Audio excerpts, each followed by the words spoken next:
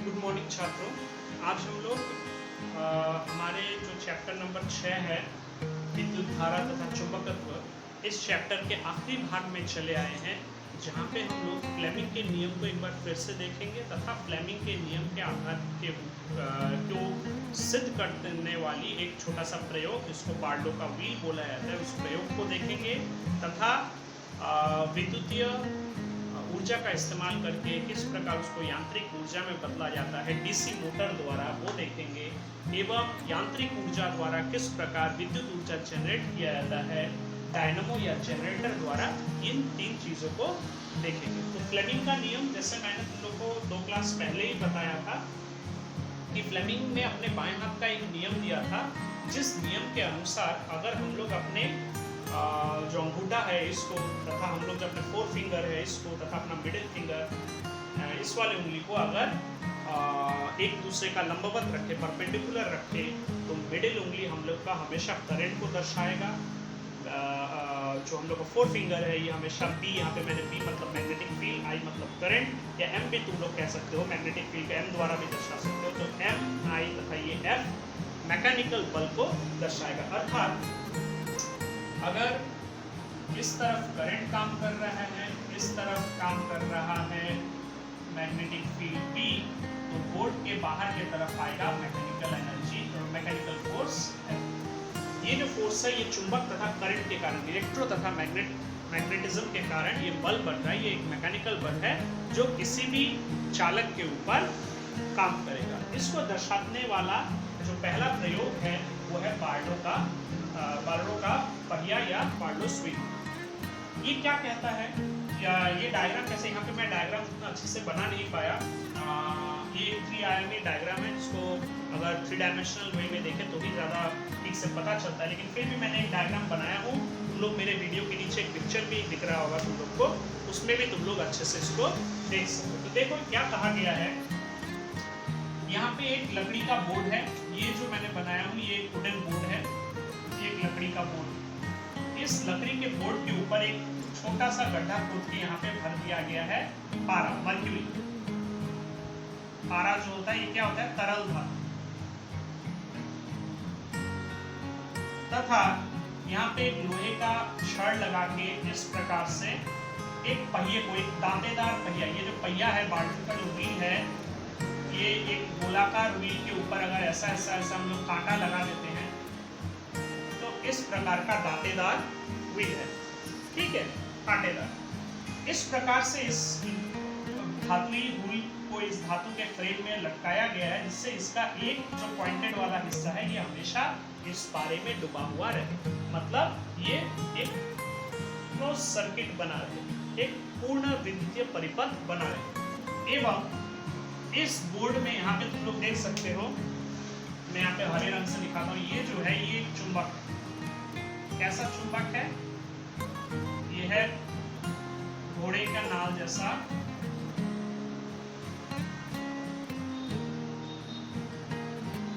अर्थात घोड़े का नाल के आकार का होता है। इसको हॉर्स शू मैग्नेट भी बोला जाता है, हॉर्स शू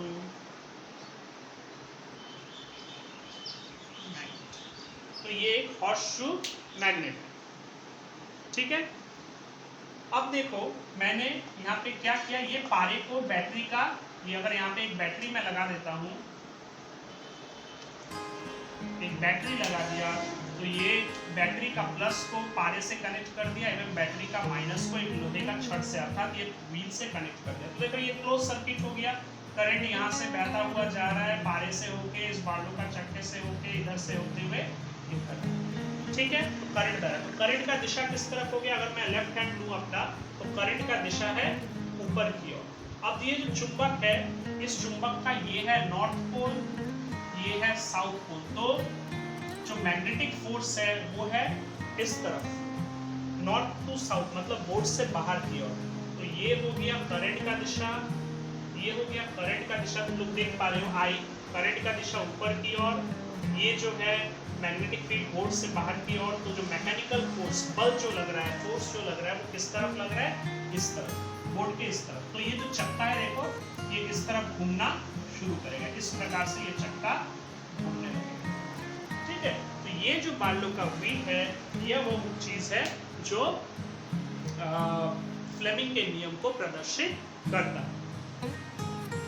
तुम लोगों को फ्लेमिंग का नियम थोड़ा अच्छे से समझ में आए इसलिए मैंने यहाँ पे कागज में भी एक जगह पे देखो, ये कागज है जहाँ पे ये 3 एरो एक दूसरे का परपेंडिकुलर है, ये इससे 90 डिग्री है, ये इसका 90 डिग्री है एवं ये दोनों भी 90 डिग्री। अब देखो मैंने यहाँ पे क्या कहा था, करंट जो है, करंट किस तरफ जा रही है, इस तरफ, तो करंट का डायरेक्शन है इस तरफ। मैग्नेटिक फील्ड है इस तरफ, नॉर्थ से साउथ, कुछ इस तरफ। तो बार्लो का व्हील, ये फोर्स जो है F जो है, यहाँ पे देखो F किस तरफ लग रहा है, फोर्स से इस तरफ, मतलब ये करंट चक्का जो है इस तरफ घूमना शुरू कर देगा। अगर ये है कैसा, एंटी क्लॉकवाइज, घड़ी का स्वीप जिस दिशा में घूम रहा है उसका उल्टा दिशा, एंटी क्लॉकवाइज डायरेक्शन में ये चक्का घूमेगा। तो ये जो है ये फ्लेमिंग के नियम को प्रदर्शित करती है। अब फ्लेमिंग का नियम के ऊपर ही निर्भर करके हम लोग, या उसी को इस्तेमाल करके हम लोग विद्युतीय ऊर्जा को यांत्रिक ऊर्जा में बदल सकते हैं, और ये जिस चीज द्वारा किया जाता है उसको बोला जाता है इलेक्ट्रिकल मोटर। तो इलेक्ट्रिकल मोटर क्या है, वह यंत्र जिसके द्वारा विद्युत ऊर्जा को यांत्रिक ऊर्जा में बदलते हैं। इसका कार्यविधि किताब में कार्यविधि दिया हुआ है, तुम लोग पढ़ के भी उसको पढ़ के उसके ऊपर नोट रेडी करोगे। मैं यहाँ पे उस विधि को तुम लोग को जस्ट समझा देता हूँ। देखो यहाँ पे क्या क्या हिस्से हैं विद्युतीय मोटर का, ये एक बेसिक डायग्राम है। आज हम लोग विद्युतीय मोटर बनाना घर में कैसे एक सिंपल मॉडल बना सकते हैं ये भी हम लोग देखेंगे, ठीक है। लेकिन पहले यहाँ पे देख लो, ये कॉम्प्लेक्स मॉडल है। यहाँ पे 2 मैग्नेट है, मैग्नेट का नॉर्थ पोल एवं साउथ पोल, दोनों को थोड़ा अलग अलग करके रखा गया। ये नॉर्थ पोल और साउथ पोल के बीच में जिस चीज को रखा गया है इसको बोला जाता है आर्मेचर। ये एक तांबे का तार का कॉइल होता है, ठीक है। इसको सॉफ्ट आयरन, लोहे का जो सॉफ्ट लोहा आता है, नरम कच्चा नरम लोहा होता है, उसके ऊपर इसको लपेट के बनाया जाता है। इसको तांबे के तार को लपेट के आर्मेचर तैयार किया जाता है। तो ये आर्मेचर जो है ये नॉर्थ पोल तथा साउथ पोल के बीच में रखा गया है। एवं इस आर्मेचर का एक हिस्से को जोड़ दिया गया है C1 से और दूसरे हिस्से को जोड़ा है C2। C1 C2 क्या है, इसको बोला था कम्यूटर, मतलब वह चीज जो किसी चीज को कम्युनिकेट करे, किसी चीज को एक जगह से दूसरी जगह स्थानांतरित या एक से दूसरे के हाथ में सौंपे। एवं इन दोनों कम्यूटर के बीच में यहाँ पे जो है ये गैप है, यहाँ पे कुछ नहीं, ये गैप है, इसको गैप, खाली स्थान, मतलब कुछ नहीं है, खाली जगह है। एवं इस कम्यूटर को जोड़ दिया गया है ब्रश B1 B2। B1 और B2 क्या है, मेटल का, धातु के पतले पतले रेशों से बना हुआ ब्रश होता है।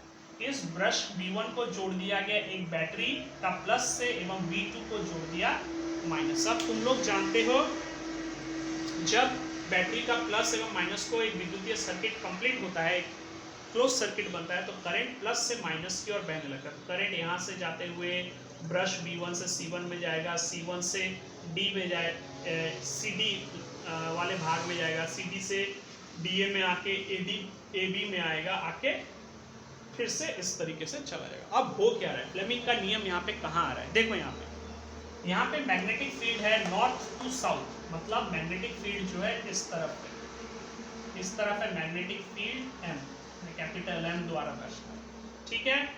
करंट का डायरेक्शन कौन सा है, करंट का डायरेक्शन है इस तरफ, A से B की ओर। तो मैग्नेटिक फील्ड है, मैग्नेटिक फील्ड का direction M, magnetic field M का डायरेक्शन है किधर से किधर, नॉर्थ पोल से साउथ पोल की ओर। चुंबक का नॉर्थ से साउथ, ये हमेशा नॉर्थ से साउथ ही रहता है, पहला चीज। सेकंड चीज क्या है, देखो करंट का डायरेक्शन कैसे है। सबसे पहले करंट का डायरेक्शन है A से B की ओर, कौन है, करंट I। मैं यहाँ पे इन शॉर्ट लिख रहा हूँ तुम लोग को समझाने के लिए। तो मैग्नेट का दिशा है नॉर्थ से साउथ, M का दिशा, एवं करंट का दिशा है A से B की ओर। तो अगर मैं फ्लेमिंग का नियम लगाऊं तो फ्लेमिंग का लेफ्ट हैंड का नियम के अनुसार करंट है इस तरफ, मैग्नेटिक फील्ड है इस तरफ, ठीक है। ये है मैग्नेटिक फील्ड, ये है मैग्नेटिक फील्ड, ये है करंट। तो बल किस तरफ जा रहा है, अगर मैं अपने हाथ से भी दिखाऊं, हाथ से थोड़ा मुश्किल होगा, करंट है इस तरफ, मैग्नेटिक फील्ड है इस तरफ। देखो ये करंट था, ये देखो आई, ये मैग्नेटिक फील्ड है M या B द्वारा भी लिखते हैं, और यहाँ पे फोर्स है F।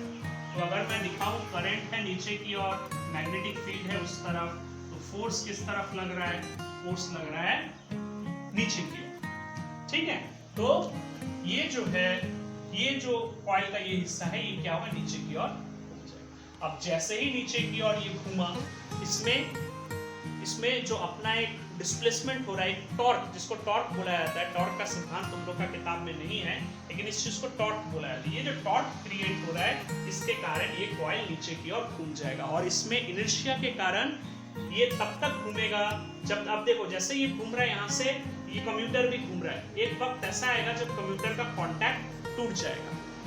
ठीक है, कहां से, ये ब्रश फिक्स्ड है लेकिन कम्यूटर घूम रहा है। अब जब कम्यूटर इस पोजीशन में आएगा, मैं यहाँ पे बना रहा हूं, देखो ये है ब्रश B1, ब्रश B2। जब कम्यूटर इस पोजीशन में आ गया तो क्या हुआ, ये C1 C2। तो देखो ये दोनों से ही यहाँ पे गैप होने के कारण ये दोनों B1 और B2 से क्या हो रहा है, एक साथ दोनों ही टच हो जा रहा है, मतलब कनेक्शन टूट जा रहा है। यहाँ पे टच हो जाना मतलब यहाँ पे कनेक्शन टूट जाना। एक्चुअली ये गैप तो इतना बड़ा नहीं है,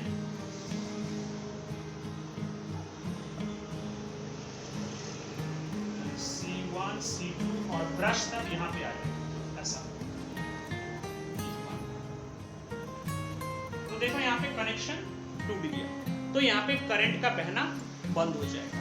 अब घूमते घूमते घूमते ये कितना डिग्री घूम जाएगा, 180 डिग्री, मतलब तब AB हिस्सा इस तरफ आ जाएगा और BC हिस्सा उस तरफ। और ऐसा होने पर फिर से वही चीज होगा, फिर से ये कम्यूटर जो है ब्रश से कनेक्ट हो जाएगा और करंट बहना हो जाएगा। तब ये CD वाला हिस्सा हो जाएगा AB और AB वाला भुजा हो जाएगा CD भुजा, और फिर करंट बहने से फिर से फ्लेमिंग के नियम के अनुसार करंट इस तरफ बह रहा है, मैग्नेटिक फील्ड उस तरफ है, तो इस कॉइल में फिर से एक जगह एक बार फोर्स लगेगा, मैकेनिकल फोर्स लगेगा।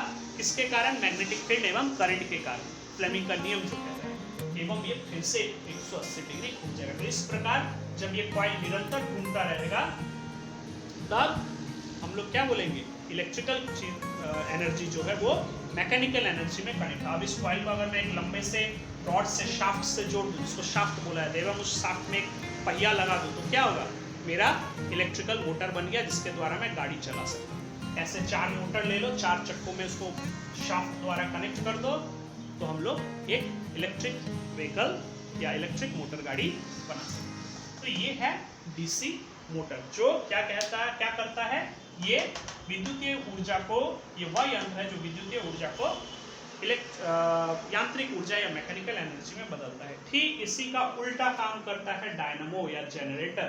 ये 2 प्रकार का होता है, एक है एसी जनरेटर, एक है डीसी जनरेटर। इसका वर्किंग प्रिंसिपल भी लगभग इसके जैसा है, लेकिन यहाँ पे जो हो रहा है ये बिल्कुल उल्टा चीज हो रहा है। यहाँ पे हम लोग क्या कर रहे हैं, यहाँ पे हम लोग क्या हो रहा था, यहाँ पे ये कॉइल जो है चुंबकीय क्षेत्र एवं विद्युत के कारण घूम रहा था, यहाँ पे उल्टा करते हैं। यहाँ पे हम लोग इस आर्मेचर को, यहाँ भी देखो आर्मेचर है, चुंबकीय नॉर्थ पोल साउथ पोल है, यहाँ पे भी ब्रश B1 B2 है, लेकिन यहाँ पे कम्यूटर के जगह पे जो चीज लगाया जाता है इसको स्लिप रिंग बोला जाता है। स्लिप रिंग के चलते ही हमें क्या मिलता है, डीसी करंट मिल पाता है। अगर स्लिप रिंग हटा दे तो हमें जो मिलेगा वो है एसी करंट। तो यहाँ होता क्या है, यहाँ पे हम लोग इस आर्मेचर को मैकेनिकली घुमाते हैं। ये वह चीज है जो डायनामो क्या है, वह यंत्र, मैं लिख देता हूँ, अगर पूछा जाए डायनामो क्या है, वह यंत्र जो यांत्रिक ऊर्जा को विद्युत ऊर्जा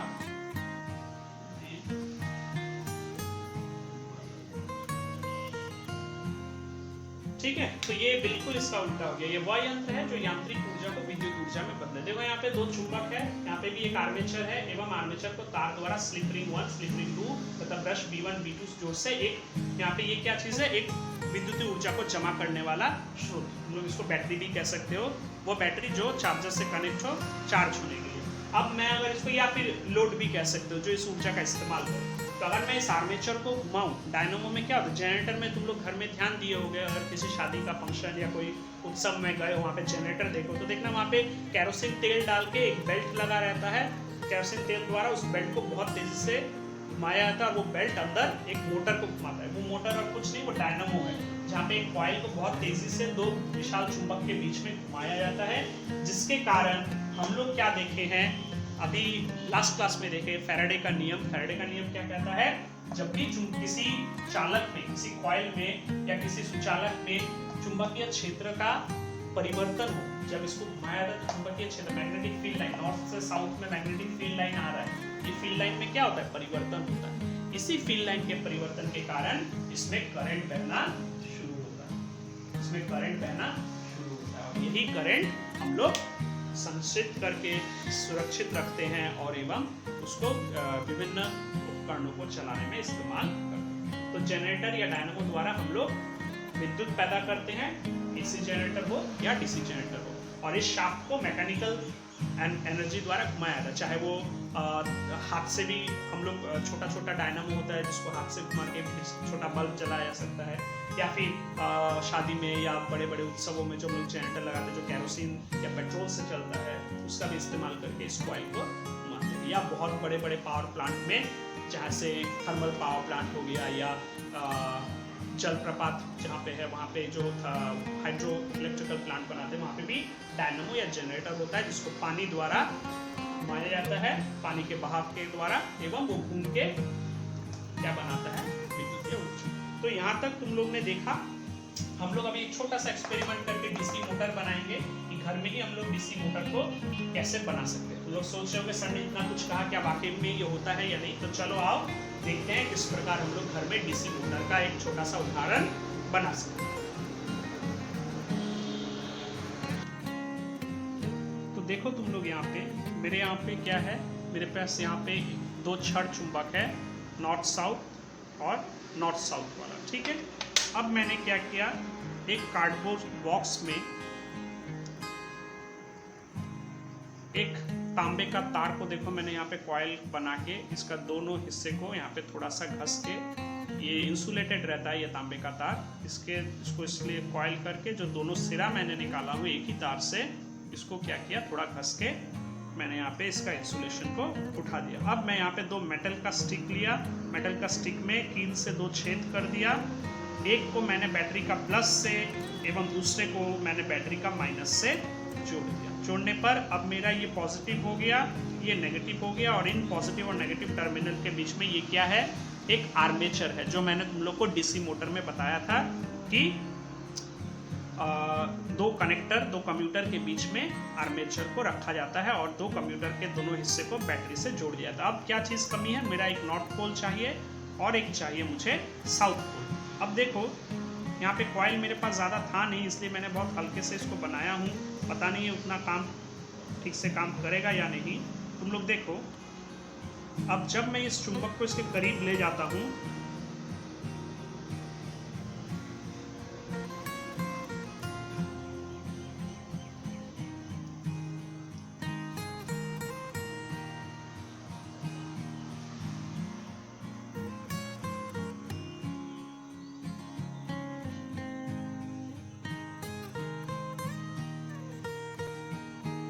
तो देखो ये घूमने लगता है।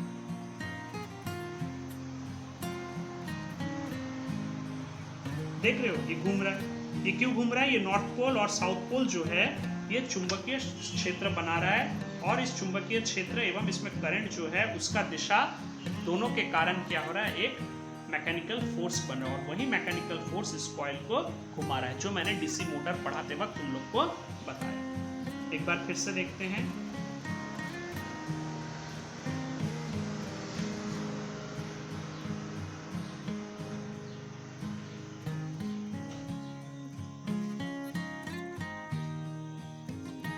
देख रहे हो ये उतना स्ट्रॉन्ग नहीं बन पाया, क्योंकि यहाँ पे एक तो बैटरी का करंट भी कम है, प्लस ये जो कॉइल है इसमें नंबर ऑफ टर्न, ये जो मैंने कॉइल को लपेटा हूँ ये भी काफ़ी कम लपेटा हूँ, इसलिए ये उतना अच्छे से नहीं घूम रहा है। देखो थोड़ा रुक रुक के घूम रहा है, लेकिन घूम रहा है। तुम लोग अब समझ पा रहे होगे किस प्रकार से डीसी मोटर काम करता है। ठीक है, तो यही है डीसी मोटर का साधारण प्रिंसिपल, बेसिक प्रिंसिपल, जिसके आधार पे डीसी मोटर काम करता है। उम्मीद करता हूँ तुम लोग को ये लेसन बहुत अच्छा लगा होगा। हम लोग नेक्स्ट डे नया लेसन शुरू करेंगे। तुम लोग स्वस्थ रहना, सुरक्षित रहना।